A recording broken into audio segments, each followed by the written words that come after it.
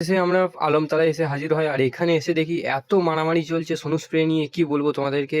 এরা প্রত্যেক জনের গায়ে সোনু স্প্রে লাগিয়ে দিয়েছে, এমনকি বর ও বউকেও ছাড়েনি এরা। এখানে যেই গিফট দিতে আসছে বরের বন্ধুরা এত সোনু স্প্রে ইউজ করছে, কি বলবো তোমাদেরকে। এদের এমন অবস্থা, এরা গিফট না দিয়েও ছাড়বে না, আবার সোনু স্প্রে না মেখেও থাকবে না। আমি হলে সোজা গিফট নিয়ে বাড়ি চলে যেতাম।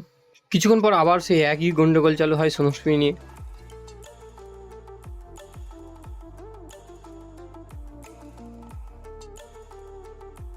আর এবারে বর বউকে একসাথে চাপা দিয়ে দেয় যাতে ওদের গায়ে কোনোভাবে না লাগে।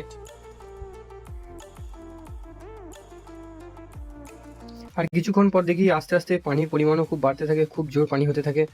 আর আমরা প্যান্ডেলের নিচে দাঁড়িয়ে আসি, আর ওইদিকে দেখো সবাই মিলে বাড়ির উঠানে দাঁড়িয়ে দেখছে সমস্ত কাণ্ডকলাপ। তো সবকিছু শেষ করে বরের গাড়ি ছেড়ে দেয় আস্তে আস্তে। অবশেষে বর বউ একসাথে চলে আসে বরের বাড়িতে। আর এইদিকে দেখো কেমন কাকিমারা এসে ভিড় করেছে বউ দেখার জন্য। জানি না ওই কাকিটা কি প্রশ্ন করছে বউকে, আর